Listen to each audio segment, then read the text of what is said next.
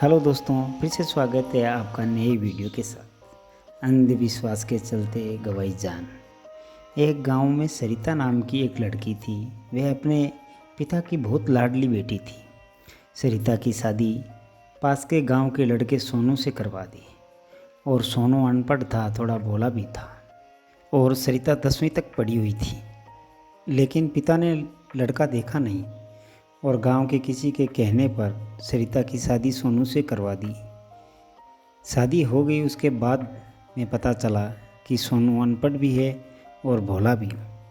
लेकिन सरिता ने कभी भी अपने पिता से कोई शिकायत नहीं की। लेकिन सरिता के पिता को इस बात का पता चला कि सोनू अनपढ़ भी है और भोला भी। वे अब मन ही मन में पछताने लगे और धीरे धीरे उनको बीमारी लग गई। लेकिन सरिता ने पिता से कहा, पापा मुझे कोई परेशानी नहीं है, आप मेरी चिंता मत करो और आप टाइम से दवाई लो।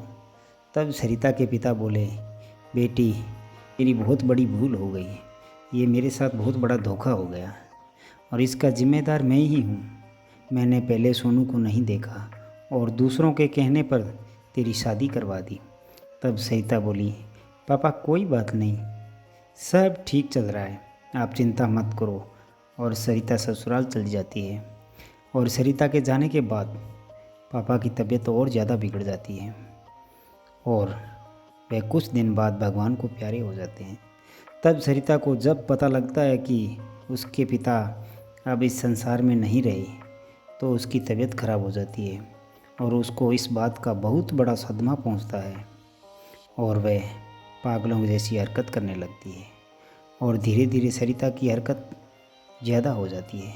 इतने में सरिता का जेठ रामलाल आ जाता है और सरिता को देखकर बोला, इस पर इसके बाप के भूत का साया है। सोनू तुम जाकर पास के गांव में एक तांत्रिक रहता है, उसका नाम सरिया गोड़ी है, उसको लेकर आ। और सोनू बेचारा भोला था। उसने एक गाड़ी किराए की और पास के गांव में गया और पूछताछ की अगोड़ी बाबा कहाँ रहते हैं। तब पता चला कि गांव के किनारे शमशान के पास उसकी झोंपड़ी है। सोनू सरिया की झोंपड़ी पहुंचा और बाबा को सारी बात बताई और गांव चलने को बोला। तब अगोड़ी बोला, सरिता को मैं ठीक कर दूंगा, पर बदले में मैं 11,000 रुपये लूँगा।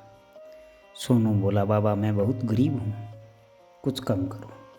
लेकिन अगोड़ी बोला, मुझसे इलाज करवाना है तो 11,000 रुपये ही लगेंगे, नहीं तुम किसी और के पास चले जाओ। लेकिन सोनू सोच में पड़ गया, क्या करूं, इतने पैसे मेरे पास नहीं हैं, बाबा को कहाँ से दूंगा। तब उसने अपने हाथ की तरफ देखा तो हाथ की अंगुली में सोने की अंगूठी थी। उसने निकाल कर अगोड़ी को दी। अगोड़ी चलने को तैयार हो गया। सोनू अगोड़ी को लेकर घर पहुंचा तो सरिया अगोड़ी देखकर बोला, सरिता के पिता अकेले नहीं है, इसके साथ 2-4 भूत और भी है। लेकिन तुम चिंता मत करो, तुम लोग एक काम करो, 2 लोहे के छड़ गरम करो, मैं इनको काबू में करता हूँ। रामलाल और सोनू ने 2 छड़ गरम की और बाबा को दी। बाबा ने सरिता के लोहे के गरम छड़ चिपका दिए और सरिता चिल्लाती रही, लेकिन उसकी एक भी नहीं सुनी और सरिता बुरी तरह से जल गई। अब बरसात का मौसम था, घाव पड़ गए और धीरे धीरे उसमें कीड़े पड़ने लगे। और अगोड़ी रोज़ आता और झाड़ फूंक करके चला जाता और कहता कि अब जल्द ठीक हो जाएगी, चिंता मत करो। लेकिन सरिता की हालत दिन ब दिन बिगड़ती गई और एक दिन ऐसा हुआ कि सरिता भगवान को प्यारी हो गई। अब सोनू और रामलाल दोनों पछताने लगे, ये क्या हो गया। तब गांव का एक नौजवान आ जाता है और पुलिस को बुलाता है और सारी घटना पुलिस को बताई। अगोड़ी और रामलाल सोनू को पकड़कर पुलिस ले गई। अगोड़ी को रिमांड पर लिया। तब पता चला कि बाबा फर्जी है, सरिता को तो दिमागी बुखार था।